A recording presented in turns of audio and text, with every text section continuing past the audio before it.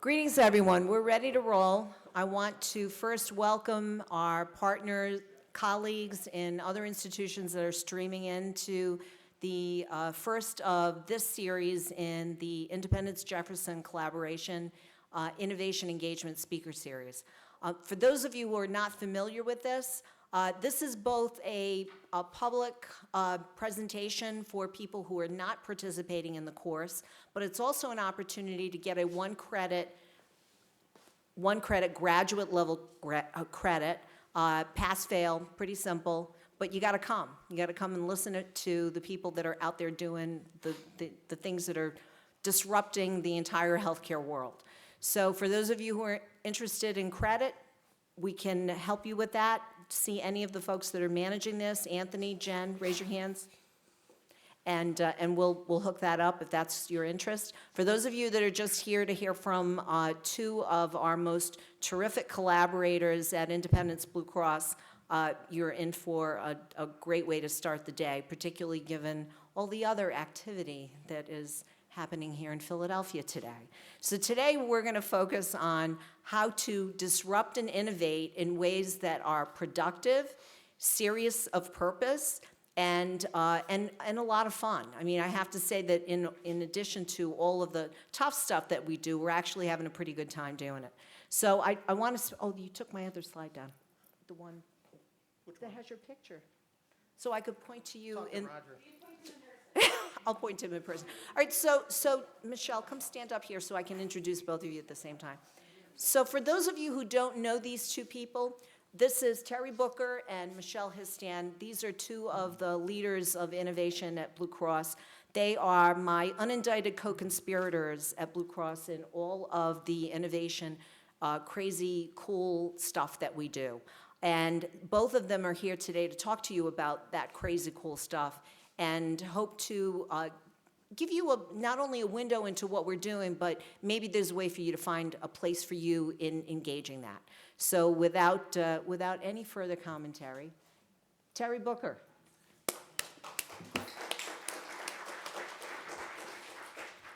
Thank you. That was a nice picture, and thank you for the introduction. So I had one joke. I have to say this joke today, just to start things off. You might not feel it's funny, but it was funny when it was first said. So a wealthy husband and wife are coming home. Imagine them on the main line, and as they're driving down in their Rolls, think, sort of trading places back in the day. And they're going down the driveway, and the husband says to the wife, "Well, dear," and this is all in the mode of cost containment, so that can kind of put you in that mindset. The cost containment is a very old concept. And the husband says to the wife, "Well, dear, if you learn to cook, we could fire the chef." Crickets in the car, as you can imagine. They keep on driving. And then the wife says, "Well, dear, if you learn to make love, we could fire the gardener." So I had to say that. This is like the 35th anniversary of me telling that joke to a packed house audience for the first ever Black Wharton Undergraduate Association. I was the first president, and at the time, Supreme Court Judge Robert Nix was in the audience, as was his wife, who didn't think the joke was funny. But I just had to bring that up for this moment. And so you scared me when you started talking about productive and serious, and fortunately you ended it with fun. So I mean, fun is like, I'm wearing my Bon Coup glasses right now. I thought he was going to be here, but oh, okay, he's sick. ER doctor that's sick. How about that? But I wanted to set some context of innovation in and across an enterprise, as well as those partnerships. So I wanted to leave you with start off with a couple of comments and about innovation. And you might not think of these things as innovative type of comments, but an idea that is not dangerous is unworthy of being called an idea at all. That was from Oscar Wilde, the writer and playwright.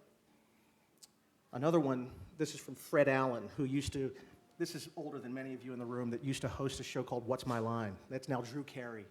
But anyway, it says, "A conference is a gathering of important people who singly can do nothing, but together can decide that nothing can be done." And my favorite, the last of which is, I like nonsense. It wakes up the brain cells. That's Dr. Seuss. That's my favorite doctor.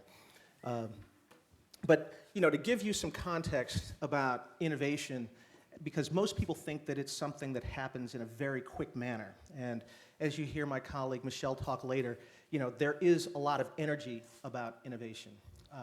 But innovation is really a change in culture. And those things take a long time. I mean, when you think about literally if in the political motif of today with the president and vice president in town, Shirley Chisholm first ran for president back in 1968. That was the first opportunity for somebody to think of an African American in the role of president. So in 1998, was that when, no, when 2008 was when something like that was actually deemed a reality. So it takes a while for innovation to set in and take place. And so one of the things that I get to follow is our CEO, Dan Hilferty, kind of like the Jefferson CEO, and I got to give a shout out to Steve Klasko. He had some folks here. Clayton Christensen was here just earlier this month. So, Steve is out there doing his thing, which I love. But, Dan is also allowing us to run the gauntlet in terms of innovation and how do we drag along all of our 4,000 associates and hopefully the healthcare community in Philadelphia and beyond in terms of how do we innovate in a way that's good for everybody. So with that, I'm going to start off with a little statement by our CEO that kind of gives some perspective about our perspective about innovation.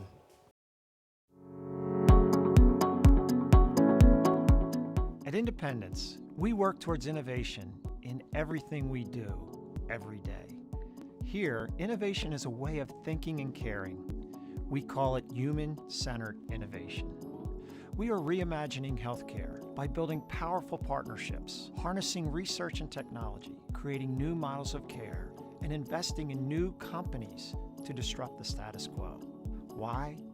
To establish new frontiers for better health and to truly change lives for people across the nation.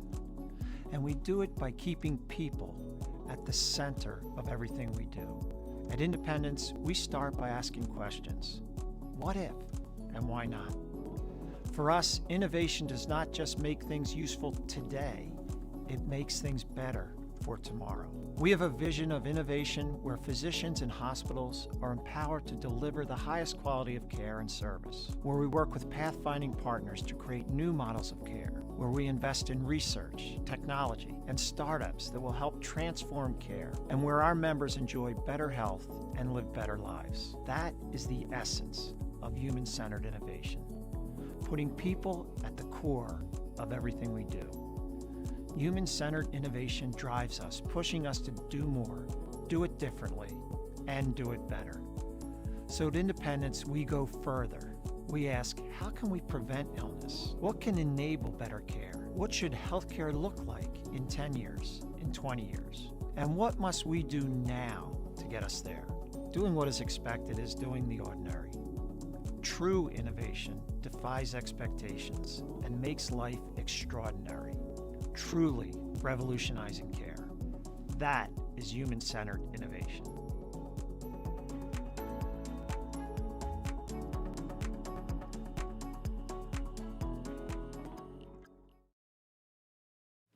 So this is a little bit of a timeline of what we've done at IBC over the last 6 years.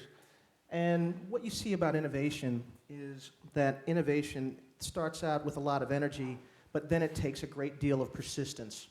And so what we've tried to do is move along in terms of how we deal with things, such as you see what we've done with AmeriHealth Caritas to introducing an IBX Wire. So you might say, what's IBX Wire? IBX Wire is a Facebook-like tool that we use to communicate with about 700,000 of our 10 million members. Those members have all opted in to use that type of tool, but it's something that we hope will then catch on with a lot of our other members so that we can talk to them not only in a blast, but also directly to each member. Then some other things you might see here, or we have our healthcare collaboration with Jefferson. So you'll see later on that while we have an innovation center, the Jefferson Accelerator Zone, or JAZZ, is also a part of that effort. And so, what Donna and Rose and others here have done, we've all teamed up to do that and create that type of culture here in Philadelphia and the metro area. We've also made some investments that I'll talk about later that also enhance that innovation. And so, you'll hear this innovation, innovation, innovation, but really what it's about is experimentation. And particularly, at least in the IBC corporate world, people don't necessarily view experimentation as an easy thing. Business prospects say that you ought to have an idea and that idea ought to be a success, not that that idea may in fact be a failure. And in that failure may in fact also be the learning of what gets you to a success. So we're getting to that, and that's part of what Michelle does in her efforts with everybody in the organization. I get it. So you're going to see some quotes here from folks. These are CEOs today that talk about innovation being number one on the agenda. You saw Dan do that, and that's really what we're doing from an IBC perspective, is trying to figure out how to be an innovator. I think one of the ways that we're trying to be an innovator is, as you've seen what's been happening with Aetna and Humana, we've stayed in the ACA, for example. We're going to try and figure that out in terms of how do we also meet the government's goal of having healthcare available for all. I mean, the premises of math don't change, but we're trying to figure out how do we do that. And again, later on in the presentation, different slides. Got to stay with my slides, folks. We'll talk about that. So you'll see that it's gone from a nice to have to a must have. Then when you look at people like BCG or Boston Consulting Group, everybody's talking about innovation as either a top priority or a top 3 priority. People are trying to figure out, how do I get this done? And most importantly, as they put it on the table as things like our Health Innovation Center and things like the Jazz Center, the broader and more tough goal is, how do I make all of my employees get it that innovation is important? And it's not something that's supposed to be dictated to those employees, but something that's supposed to be embraced by those employees, and opportunities arise from those types of efforts. So you look at Jeff Immelt, CEO of GE. People are only investing in companies that innovate. So when you look at, you see this commercial now, GE is talking about, well, we're no longer this airplane engine company. We develop technology that allows machines to talk to each other. I think you also see Apple. Apple is sitting there saying every year we've got to do more than just sell the next iPhone 7 or iPhone 8. All of us are feeling like, oh my gosh, I can't buy any more iPhones. I'm on iPhone 7 and I've had iPhone 1. So that's like, what's that? That's like $5,000 of phones that I bought. So that's a lot of money. I don't know if I'm going to be able to spend that money anymore. So this is from Dan. So, we're an innovation company, not a healthcare company. And so we've got to come up with ideas, and we're a fairly, rigidly regulated business. And so the challenge for us is to come up with ideas that, A, make it past the regulators, but also coincide with what's going on a federal level. And so we have customers. Our customers are not only each of you, Jefferson happens to be a customer, thankfully, but also the Jefferson as a customer and you as an individual are customers. And how do we please both of those entities in terms of what a health insurance product or what wellness looks like? And so for those of you who might fit the millennial tag, part of it is, how do you think about this? I have 3 sons that are in this space, and they don't know how they figure for health insurance. That's because they're still on my plan. But anyway, due to the Affordable Care Act, but those are some things that we have to think about. So here's some companies that have put up innovation centers. I should have put up Jefferson here, but we're not, Jefferson and IBC, we stuck our name in here, it's our slide, sorry. But you guys should be on here as well. These are the types of companies that are looking at innovation. When VW is not trying to kind of smoke us on emissions, they are doing innovative things. But Walmart, Zappos, Walmart's in the healthcare business. Did anybody know that? That you can actually go to see a doctor, and pretty soon you might even be able to buy a health plan from Walmart. So those are the types of things that they're doing, particularly relevant to this group. So you talk about innovation centers. So why do you need one? And so there are all kinds of things that happen at innovation centers, and we'll come across those things, as we go through the presentation. But if you looked at our innovation center, and maybe even if you look at Jazz, in and of itself, it's probably a cool space. It's modern. I think we probably play some hip music and probably have some Pandora going. So we're trying to, stimulate some creative thought. But more importantly, you might say, well, creative thought. And I would tell you that at our Innovation Center, and I think Michelle gets to be one of the luckiest people in the world, because in the Innovation Center, it is a place of collective thought. In some of our corporate environments, we're stuck in a business practice where there's a reporting out of certain things. There's not a conversation about ideas. And so our Innovation Center is a place where a lot of those pretenses are dropped and the conversation about ideas can be had. And that in and of itself is very important because that's where the creativity comes from. So you look at this quote, and for IBC, we're kind of part of the way there. We're 3 years in to our innovation journey. So kind of like ideation, we had a very energetic start. We have something called our strategic innovation portfolio, which is a large portfolio of dollars that we've set aside to start that experimentation. So we've been able to invest in companies that are doing things that hopefully we'll use at some point in the future. We call that, skating to where the puck is going rather than to where the puck is. But we also are trying to do pilots with any number of parties out that are those things that might not be immediately relevant. There we go. That might not be, there's a president, just roll by. That might not be immediately relevant, but will be relevant at some point in the future, hopefully while all of us are still using health insurance. So you look at these things and talk about, this is like, Donna, what you started out with kind of productive and serious. Does anybody think about innovation in a structured way? Raise your hands. Innovation structured? Kind of seems counterintuitive. But you do have to think about how you will innovate.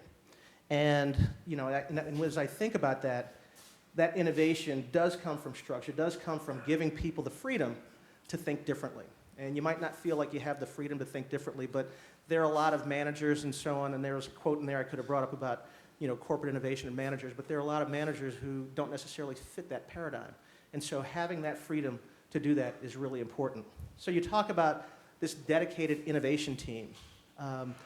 Part of that innovation team's role is to sort of spread the gospel of innovation, allowing people to think out loud. I can't tell you, we're in the corner of a floor in IBC, and the number of people who just end up running through our floor, not literally running, but they come through the floor to visit, just to kibitz and talk about whatever they think is relevant, whatever they think is interesting.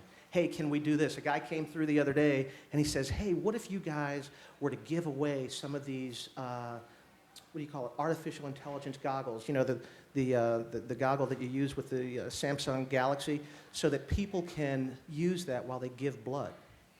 And you might say, well, what does that have to do with healthcare and innovation? It's a different approach. We haven't written it off, but it's a good idea. It's an interesting idea as we want more people to give blood within our company. So we'll do things like that. And to this point, it allows us to focus, as we have those broader scheme of ideas, they do funnel down to things that we can ultimately use in the near term. So I have another video that I want you to use, and to set the stage for this video, it sort of sets out what Michelle's job is in terms of, and maybe what your job is, and what your job is, Rose, in terms of changing the culture for a large group of people. So, it's not just the two of you or the two of us that are trying to innovate, but we ultimately have to teach everybody else to innovate and change that mindset.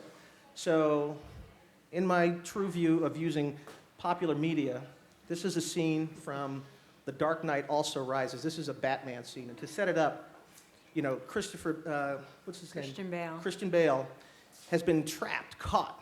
Bale, that thing with that guy with the muzzle, has thrown him in here, and he has to get out. And so, in a way, I just viewed the innovation journey like this. So let's go. Let's take a look. Let's see.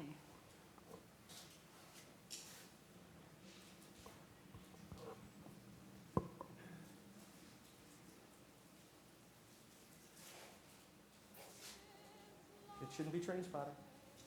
Hold on. Hello, Mark. It's not moving or letting me skip it or doing So what you been up to? Why can we for hear 20 it? years. Oh, there we go. All right. He says the leap to freedom is not about strength. My body makes the jump. Survival is the spirit, the soul. My soul is as ready to escape as my body. Fear is why you fail. No, I'm not afraid. I'm angry.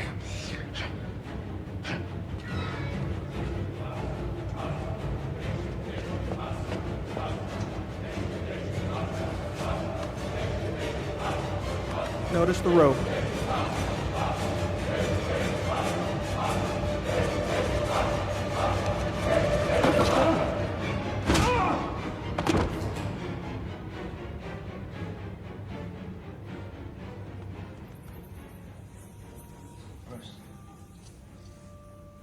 Why do we fall?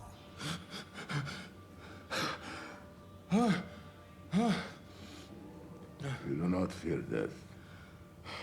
You think this makes you strong. It makes you weak. Why? How can you move faster than possible, fight longer than possible, without the most powerful impulse of this period? The fear of death. He said the fear of death is the most powerful influence. I fear dying in here. While my city burns. There's no one there to save it. Then make the climb.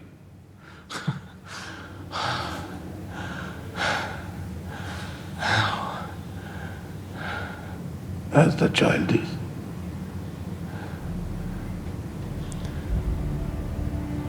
Without the rope, He's saying without the rope. then fear will find you again.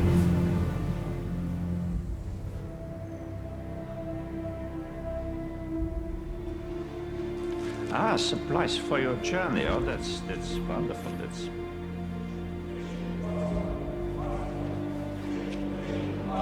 What does that mean? rise. No.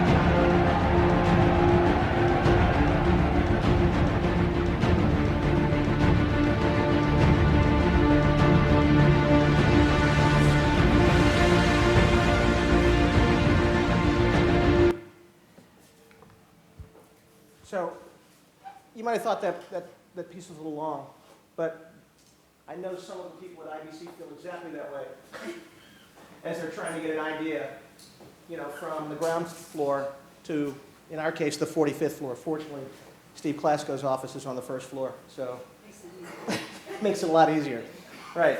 But there is that direct correlation in terms of what's going on, and when you look at profitable revenue growth, having that innovation function and unleashing that from your employees is critical. And so we try to do that, starting with ourselves in terms of how do we share information, how do we collaborate. Now you talk about collaborate. Corporate collaboration is sort of like an oxymoron. It's like, act like you like what I say and do what I want you to do, as opposed to, am I welcoming new ideas? And so we've tried to get used to welcoming those new ideas as they come across and doing things to incite those new ideas. And so Michelle will talk about those toolkits a little bit later on. So design drives innovation. And so you look at companies like Apple, we already talked about them, and here are some of the companies that are in the Fortune 100 that have elevated design to a priority. What you don't see here, the ones in red, are those Fortune 100 companies that are in our space, in the healthcare space, but yet they haven't designated innovation as one of those top priorities. We, in fact, have, except we're not Fortune 100, that's why we're not on the list. But that's what we're trying to get to be, is a Fortune 100 that looks at companies like this and act and think like a Fortune 100. Sorry, you need that for the stream, sorry. So, nevertheless, you see where is good design is good business. So we try to use human-centered design. Dan talked about that. Often what we've tried to do is just think about things, come up with ideas and pose them, as opposed to thinking about how the customer, how our member thinks about it. So we're doing a lot more journey mapping of how customers engage with our product. So here's some pictures of innovation centers. Ours is there. We'll get a picture of Jazz. Don't worry, that's in our new, that's our to-do list. But you look at people that have them, Cleveland Clinic, Intermountain, MedStar, Mayo Clinic, they all have innovation centers. And a lot of that is around what they do with respect to their physician population and how they innovate across the board, not only in workflows, but in devices, in treatments, in drugs, everything. So we're going to put the member at the center. And that sounds a lot easier than it is. You have to actually slow down and become a little bit more deliberate.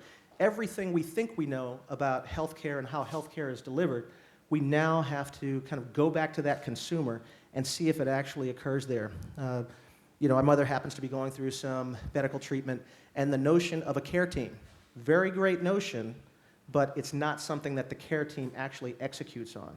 And so something as simple as that, that's the communication and collaboration amongst that group of people that's essential for healthcare to be seen just like it would be if you were in a hospital, or excuse me, in a hotel, that when you go to the front desk, that you're going to be treated like a VIP. And things that aren't relevant to you, like whether the housekeeping staff is union or not, doesn't matter. I just want my room cleaned, and it needs to be cleaned regularly. That beeping sound in my room from the monitor that's not there, that needs to be dealt with. So where's the technology, where's the accountability, where are all those types of things as we try to deliver that great healthcare product? And you might feel like that comment focused on hospitals in particular, but one of the surveys that we've done really said that most of our members attribute those things to us, the health insurer. So we're eager to work with you to try and figure out how do we solve those types of issues. So when you look at design thinking, we talked about insight gathering and journey mapping. So you want to chime in here, Michelle? And Yeah. I'm going to walk around. I don't like to stand still. Hi, guys. I'm going to talk a little bit more about kind of how it happens and how it works. So we use design thinking. I'm off my mark. Yes? Great. Okay. So I won't move. I'll try. So we use design thinking, and that's kind of our how behind innovation, right? So and a number of other things like lean startup. How many folks have heard of design thinking or used design thinking? Anybody? Okay. Yeah, I know, you don't count. You're not allowed to chime in here. Okay, guys, so design thinking is sort of a 5-step process. So what's the first step? Anybody know? Besides Rob? Anybody know? No? Anyone? You're not allowed to answer either. So the first step is I think the most important step, and it's empathy. So it's all about really understanding the person that is at the center of that problem or that opportunity, right? And I'm going to tell you in a minute why I think that's so incredibly meaningful for the work that all of you do. So empathy is the first stage, understanding what it is that is happening for those folks on the other end. And then defining what you need to fix for them, right? So define is the second stage. Okay, here's the problem that I have to solve for. This is what I've heard from the people on the other side of it. Then you go into design. So instead of jumping right to solutions, it's first really understanding what it is I'm trying to solve for before I solution, right? And then it's prototyping, so building a rough prototype so that you can go to the last stage, which is testing it. So what in the world does design have to do with healthcare? This is something that comes up all the time in our business. And design has everything to do with healthcare because everything that we do has been designed. It's usually just been designed really poorly. So if you go into an ER, it's been designed. The experience has been designed. Someone laid out the way it looked and the way it worked. And actually, your ER is lovely. I was there over the holidays, and it was like tip-top. You guys are killing it. But most of the time, it's a terrible experience, right? People are coughing and bleeding all over you, and you're in terrible pain, and you have to wait hours and hours, and it's a nightmare, right? but it's been designed for the way the hospital works, not necessarily for the patients. So everything in healthcare is designed. Now we're thinking more about how do we design things that work for the people at the other end of it? How do we design things that make sense for them and that make it easy to consume and use and be part of this system so that they will continue to get care? And that's really, really important. So we've been thinking a lot about that.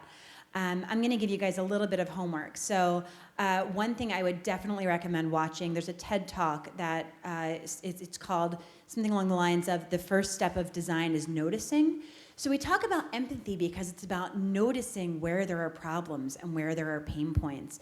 And that's maybe the most critical thing for this crowd because of the roles that you're in and the positions that you're in. The first thing you can do is notice what's not working, right? So if that could be with a patient, that could be in the medical school, but it's to notice that, wow, we do this, but I see that when we do it, people really don't understand, or there's a lot of discomfort for the patient, or it really just doesn't work right. So it's about noticing where things are broken. And I say that because you guys have a not-so-secret weapon in-house, right? So you have the best human being on the planet, Banku, with all of you, and he runs this cohort where he's teaching design to medical students, and I think you guys are the only medical school in the country doing that, which is insanely amazing because it makes so much sense. Because as clinicians, if you can say something doesn't work and I'm going to fix it so it works better, that's really, really powerful and that's really incredible and that's changing the way that care is delivered. So that's why we're using design and why we're thinking about design in the way that we are. And that's become really important for us because health insurance, it's a nightmare. I'm probably gonna get fired today for saying that, but it's a nightmare, right? It does not work smoothly for people. They don't understand it. Tell the average person that they have to meet their deductible before we start covering things, and they say, what in the world does that even mean? So what we're trying to do is slowly move the needle so that we speak in language that regular people understand, and so that we make experiences that aren't easy for us, the business, they're easy for the person on the other end. So for us, that's what innovation has really been about. And I invite you guys to come over and work with us at any point. Please feel free to reach out to me. I was just talking to Dean Grunwald before this. We're going to try to put together a workshop here on campus around design and getting you all engaged in what matters to you and what can we help you fix. Because you know, people say you can't learn creativity and innovation, and I actually fully disagree. I teach a course on creativity and innovation, and I think you can learn it because I think we all have it inside of us, and it's learning how to harness that and how to move it forward. So I will very happily take the challenge of teaching anybody here to be creative because I can do it, and I can do it very well. So I hope that we'll talk with you guys more. I don't know what your slides here, if you want to jump back into, or if you want me to talk a little bit about this. Sure. So, you know, we started, you can talk about these. I will. Yeah, one of the key things that we've thought about is universities. So we are in such an amazing university-rich area that we've really been putting a lot of thought into how do we partner better with universities to get more diversity of thought, to get students involved. We know that we don't always think about things the best way, so how can we get fresh perspective and fresh thought in there? So we've been partnering, Villanova has an entrepreneurship, they call it the ICE Center, Innovation, Collaboration, and Entrepreneurship. Drexel has some work going on. We're obviously partnering with you guys, which we'll talk more about. We work a bit with Penn, and I'll mention Temple because I'm really excited about what we're doing there. So we actually just co-developed a course with Temple around urban health innovation. So we have a group of graduate students going through, and throughout the course, their goal is to develop solutions to some of the most pressing issues in the North Philadelphia community from a healthcare perspective. So, for instance, we have a group working on how can they lower rates of infant mortality in North Philadelphia. So they're looking at that. And they'll, at the end of the course, build a business plan and attempt to launch a new business, which is really exciting. So it's just really been a lot for us. It's been about open innovation and understanding that not all of the best thoughts happen inside of our walls. We have a lot of good thoughts in our walls, but how can we open it up to the community and be a collaborator and get out and talk to other people like all of you who are doing really interesting things? And that's been incredible for us and probably the most important. I was doing a talk yesterday about the innovation community, and a question came up, are we at a point of saturation for innovation spaces? Because everybody has an innovation space. And I think the answer is absolutely not, because as we're all thinking about this and we're starting to band together, we're making a name for Philadelphia as the place to be for healthcare innovation, certainly. So I think we should all be really proud to be here. I have a stupid amount of Philadelphia pride, but we should all be really proud to be part of this and to be able to further our region as one that's doing some really amazing things. So that's been part of it. Okay, I'll keep going. So what we have listed here are some of the other things we're doing. We talked about university collaborations. Tandime is a new business that came out of Independence. I think it's been 2 years, 3 years. So Tandime is out in Conshohocken, and what they're really doing is looking at how to put the PCP at the center of care and make sure that everything that happens in a patient's life, the PCP is aware of, and they continue to be the center and point of care. Because as I'm sure you all know, very often a patient will go to the ER and they might never tell their PCP that, right? So they're looking at how do they make those connections and make sure everybody is getting the best care, the right care, the most affordable care, and keeping that PCP in the center of it. So that what they're doing is they have groups of people that work at Tandime that go out to PCP offices and liaise with them to make sure they know everything that's going on, and they make sure they have the tools they need to stay on top of what their patients are doing. And then otherwise, the last bullet there, differentiated ideas, that's a little bit about some of the work that we've been doing internally. So what my team does, my very small team, what we do is we work with the business to help them solve issues they're having. So that might be anything from internal technology. I think there's something up there about our BTS tech squad. So how can we deliver better technology internally to better service our customers? All the way to when we're out in communities, how do we engage with people who are at the Mushroom Festival and maybe would never stop and talk to Independence, but what can we do to get them to come over? So we designed a game show that pops off of a truck and gets people to come over, because people will kill each other for a free t-shirt, which is something I don't fully understand, but they will. So we have them answer questions about healthcare, and we engage them that way so they can get a t-shirt. So it's just thinking about how do we best engage with people, and how do we make people care about their health as much as they care about checking their bank statement, right? Because people are logging on to check their bank several times a day, but when's the last time they logged onto their patient portal? So how do we think about that? And that's some of the work that we're thinking about. So I'll turn back over to Terry. So we have kind of two sides of our innovation efforts. So my piece deals with what I call culture and capability. How do we shift our culture to one that's a little more accepting? As an 80-year-old insurer, you can imagine that we're slightly risk-averse. So culture is all about how do we get people out of their everyday. And capability is how do we do it? So that's very often through things like design thinking and lean startup methodology. So those are the tools we can give people to do it. The other half is through investments and partnerships, like our amazing partnership with Jeff. So Terry will talk a little bit about some of those investments, and then we'll open up for questions. Yeah, so when you think about innovation through investments, and our amazing partnership with Jeff is one of those things. So the Entrepreneur in Residence program that we jointly sponsor, that's an opportunity to see things at a very, very early and raw stage, way before it's going to be a stock, an idea, a company. Those are things that we fund at that level. The other thing that we do is, how many of you have been to our health hack? Nobody? Oh, there we go. There we go. Some of you may have seen my Zumba experience with Donna, you know. I hope I not. you know. I hope you didn't. Yeah, Donna said she doesn't trust anybody that doesn't have rhythm. So thank you, Donna. I'd like that you trust me now. But you know, those are some of the things that we've done at a very at a very seedling level. These are some of the things that we've done at a little bit higher level in terms of funding. I mean, we've worked with a company called Accolade. Some of you here may have interacted with Accolade, but it's really about patient navigation. It's really about consumer care. There's nobody right now out there. There are two companies that actually are based here in the Philadelphia area, Accolade and another company called Health Advocate, that can actually serve as an advocate for the patient in terms of helping to navigate the health system. What should you be getting? Where should you be going? What should you be expecting? Those are things that, as this becomes more of a consumer enterprise, as information becomes more readily available, I don't know if anybody was during the we haven't had the Super Bowl yet, but during the playoffs, there was a Yelp commercial, and the Yelp commercial talked about two people going to the dentist. One person who had gone to Yelp to figure out if the dentist was brand new, and the other one who didn't go to Yelp. And so one person had a dentist that they liked, and the other person ran into a dentist who was talking to his mother before his first dental appointment.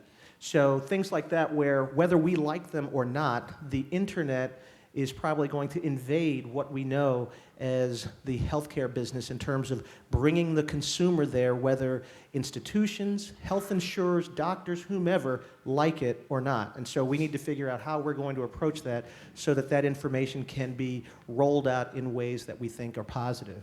Array Health, you might not have heard about this, but Array Health is a company that works on private exchanges. It's probably something that many of us here lament about, because what that means is that your employer has typically gotten out of the healthcare business. That means that your employer is going to make a defined contribution, and then they're going to put you to one of these exchanges like Array Health has to help figure out what type of health benefits and elements of your health plan you would select. And it shows you how much that cost is given the allocation that your employer has provided for you. So the employer's saying, listen, I'm not going to be responsible for your health benefit anymore. Here's a menu of things. Here's a buffet of benefits. Pick what you like, and you pay for the rest.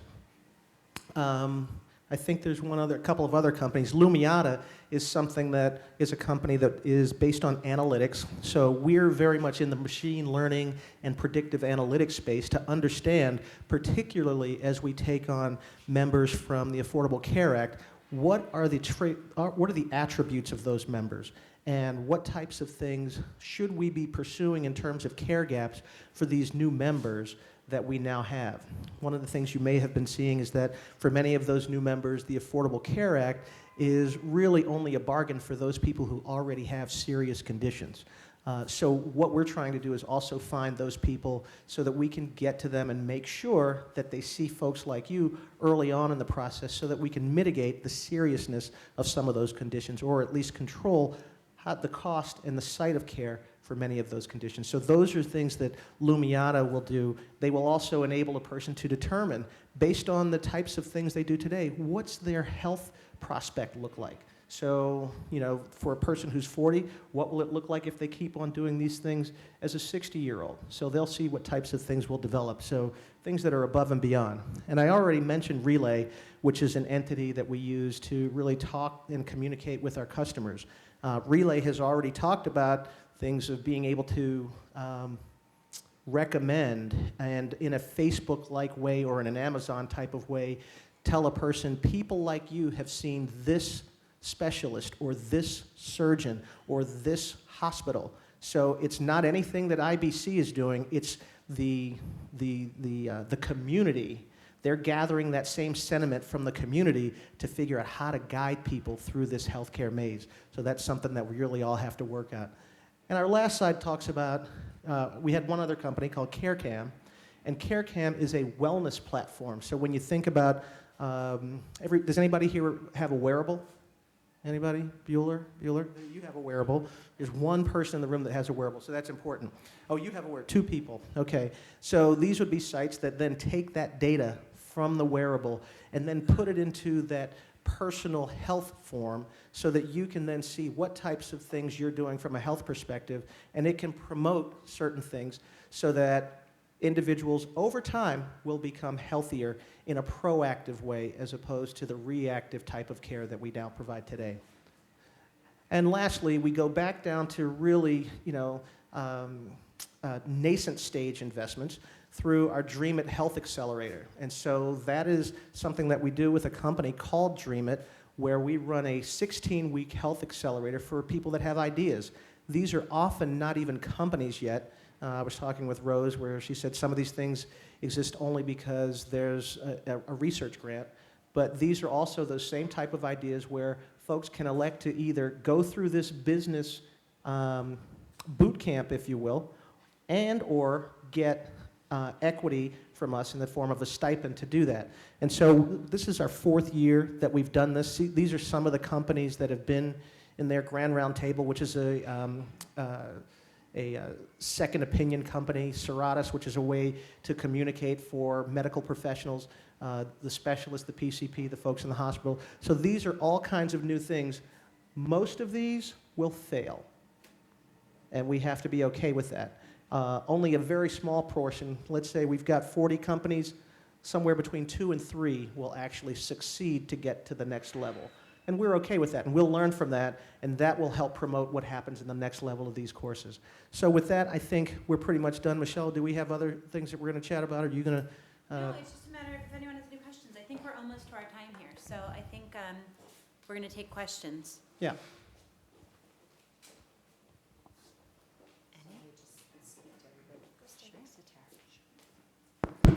So for those of you that are streaming in, if you have a question that you'd like to pose to Terry or Michelle, you can send it by email to anthony.sorrentino. Oh, we're on Twitter? Oh, you can Twitter your question, and Anthony will pick it up. So at Jefferson and at Jeff Innovation. So Twitter your question, we'll pick it up, and we'll hand it off to these guys. So question. Judd, hang on. Let me bring you the microphone.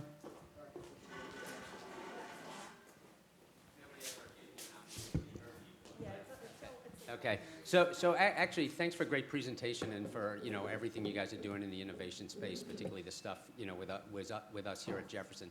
I have sort of the really hard question for you, in that a lot of the stuff is really great and innovative, done out of the innovation center, and much like when we invent new molecules and new drugs, it takes a long time to incorporate it into practice. And I'm wondering if you care to comment on the challenges and opportunities you have at IBC of having a well-formed innovation center, but it not actually yet showing up in payer contracts, and how you plan to get some of the new care delivery models there.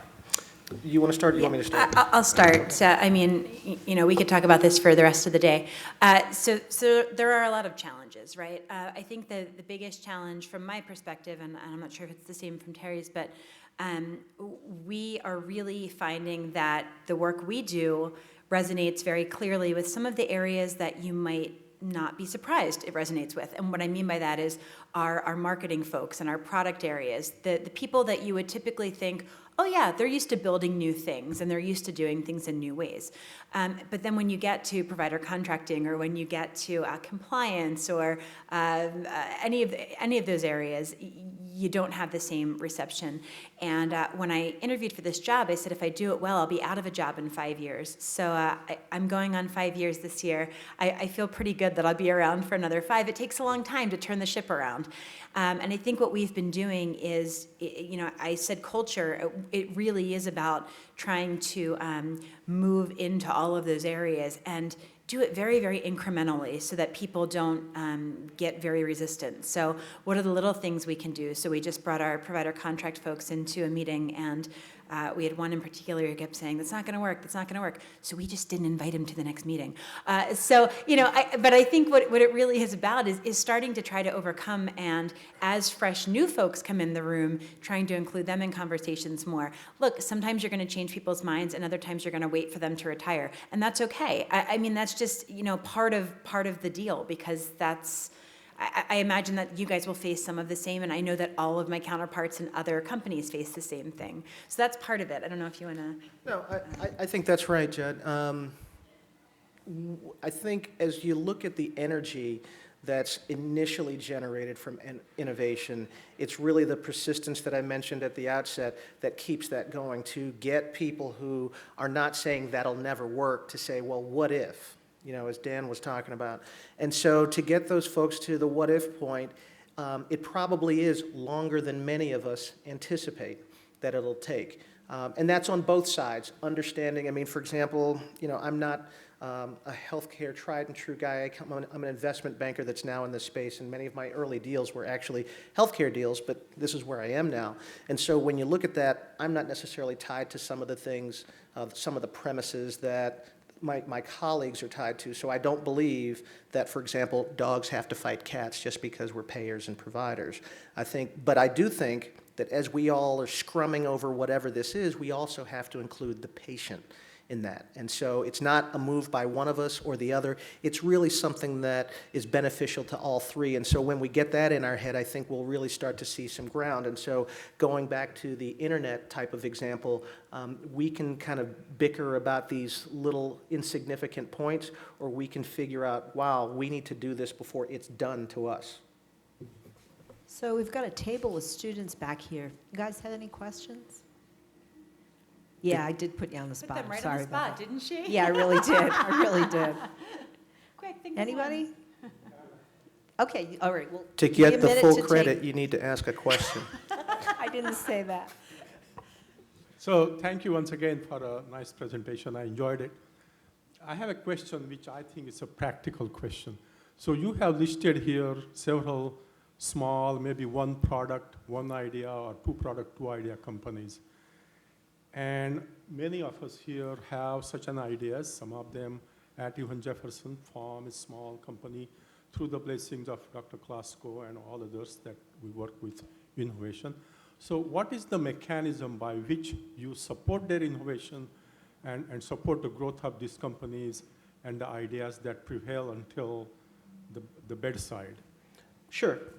So one of the companies, you see Tower View Health is here. I really want to walk, but I can't. But Tower View Health is a company that is really sort of the true story of what we'd like to do in the innovation space.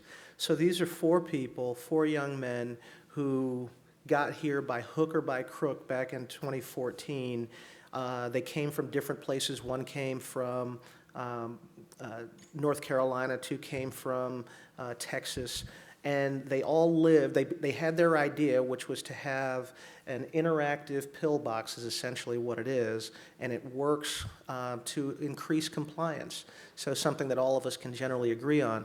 But the concept in and of itself is something that, like other things, takes time to get involved. So these guys lived in the same apartment through the 16 weeks, and for the next 2 years, they literally just got funded for their first round of financing. This is 2 years after the fact, and we've been doing a pilot with them, but they've also secured pilots with Humana and Aetna and Anthem across the country. The challenge to those pilots is if they're 12 to 18-month pilots, you can't hurry it.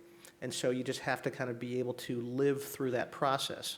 And Rose can talk more about this with some of the projects that she's been working on.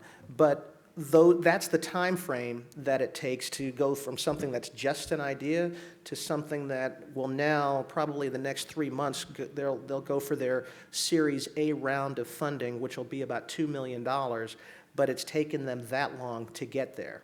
And they had a passion to get to that point. So going back to your question about how are those ideas supported, we supported them by being a sponsor of that pilot. And so most of these companies here, we've seen Fitly, we've had Narrative DX, and not all of them, like I said before, not all of them will succeed. And one of my pitches is to make sure that all of the IBC team, and we have people from all of the different functional areas within the company that help us to vet these ideas, help us to mentor these ideas. And sometimes the idea doesn't work, and that's okay. So that's the part that we have to become okay with, as opposed to everybody feeling that each one of these should be successful. The entrepreneurs feel that they should be successful, but sometimes we have more knowledge and we can impart that. Anybody else? So how did you find these companies? Did they come to you directly, or did you go out searching for? A little of both. So there will be an open call. I think Dream It just had an open call for the spring class of this year. So we'll be going through proposals in May, I believe. So they might be due March, April, I'm not quite sure. I'm sure that if one of our team is watching this, they might kind of tweet in or something, Terry, you're wrong, it's due on this date. But those are things that are available. So it's really an open call. And ours is not the only accelerator. So there are companies that, I think Tower View has actually been to several accelerators kind of picking up knowledge, money, and sponsorships along the way. So ours is not the only one that they would go to. Any other questions? Yeah, please. Hi, thank you for your presentation. Within the 4 years that you've done the Dream It Health, what has been the most common failure of the companies thus far? Common failure. Well, we've got a couple, so let me talk about some of the successes. So companies like BioBots, not necessarily related to what we do every day, but they're moving along in a great pace. BioMeme, which is a mobile diagnostic company that they can be out in the field and be able to diagnose things like Zika, Ebola, a bunch of other things. They've got contracts with the Department of Defense. They've been, again, in that mode of perseverance. I mean, they have like a spouting whale. They'll have a press release about something, then they have to kind of go back underwater and do their work. I'll mention that a little bit too. Yeah. So what I would say, so I'm looking at Fitly in particular, but not necessarily for failure, but I think one of the things is not knowing your customer well enough. So I talked about that, and I can't mean it more. Fitly, when they started, they were doing healthy food delivery to businesses so that if I'm at work, I can get my grocery bag for dinner tonight. But what they failed to understand, and this sounds very simple, but they always are, these things, they failed to understand that people, especially working in the city, don't want to schlep home 2 bags of groceries. So I walk 2 miles to work. I don't want to carry home 2 bags of groceries. And for that very simple reason, that model didn't work. So they have since pivoted, but I think that's very often the thing, and that's why I say empathy is so important and kind of walking through all of the steps, because it's those little things that you don't think about. You think, wow, this is such a great idea. You know, it makes it so easy for people to go home and eat healthy, but it doesn't, because I don't want to carry home 5 pounds of grocery bags. So I think it's more things like that, being able to go out and talk to customers and understand. Very often, I think when the companies come in to Dream It, one of the things they do is they teach them how to talk to customers, and sometimes they haven't done that yet. And that's always astounding to me, because how can you think you have a great idea if you haven't talked to the people who are supposed to be buying or investing in your idea? So I think that would be one of the biggest things that we've seen. Yeah, and holding things a bit close to the vest. I mean, some of these things are really focused on technology, but the technology is not the differentiator in many cases. I mean, if you're looking at molecules and things like that, yes. But, otherwise, when you look at things that are really focused on, many of these are kind of technology-enhanced services. So going back to Michelle's point of talking to the customer, a lot of folks haven't done their work there. Anybody else? Any other questions? Do we have any tweeted questions, Anthony? Just want to make sure. Okay, last call for questions with a microphone. Yeah, oh, sure. Thanks. Sorry. No, it's good. No worries, great. As an insurer, how do you begin to include companies like BioMeme or inventions from a company like BioBots into something that you would be covering? Well, these aren't necessarily strategic elements for us. These happen to be ideas that came out of Dream It. And so we have, as a sponsor of Dream It, we have an opportunity to co-invest as they grow. So this isn't something that we would necessarily think that we might use. However, it might develop to a point where it's something that we then have to think about. But these are not necessarily things that we have to think about covering today. Something like BioBots that could produce a 3D ear or plastic surgery or whatever it is, that may be something that's ultimately a part of the decision matrix for providers as they kind of deliver services, and then that would be a part of whatever bundle or whatever DRG that we decide to cover. But I don't see that we would have a direct involvement with many of these things. But as we look at what healthcare could be in the future, I mean, one of the things we were going to do this year is go to South by Southwest and have a contest that asks millennials, well, what would millennial health insurance look like? What's relevant for that, for that market of people? And so when you look at companies like Fitly, like Medlio, and a few others that really talk about wellness, so if you talk about healthcare generally as remediation, what types of services can we offer that are proactive and keep people really healthy, put the health in healthcare going forward? And I think that's something that we'll all be looking at very, very closely. So as we wrap up, I get the feeling that we're out of microphone questions. But for those of you who want to just hang out and talk to these guys one-on-one, you're more than welcome to do it. I should mention, Terry and Michelle, this morning I got a call from President Klasko, which sounds so funny to call him that. He was with Tony Colletta this morning, and they were actually talking to a group of lawyers about innovation. So Steve called me to just ask him to remind him about the different components of our collaboration so that, because he knew that Tony would know everything, and he was just struggling to remember the tracks that we did at the hackathon. But the thing that's interesting about this is not so much what Steve wanted to know, but the fact that a bunch of lawyers want to know what we're doing in innovation between Jefferson and Blue Cross. So to the points that that both Terry and Michelle have been making, we have to insidiously change the culture. It's within our institutions, and it goes beyond the walls of our institutions, and it gets people thinking differently about what's possible, and it gets people curious about what we're up to. So I think the fact that there's lawyers that were interested in talking about something other than the things that lawyers normally talk about. So anyway, I just want to wrap up by saying thank you especially to our partners and colleagues that are streaming in from our partner institutions. If you have any other questions, send them along. We'll hook you up with these guys and get answers for them. And thank you all so much for being here to kick off the next speaker series in innovation engagement. And we promise to just keep bringing it to you and do the best we can to get you thinking differently and being willing to go out. If you go out on a limb, we'll be right behind you. Let's hope it's a big branch. Thank you.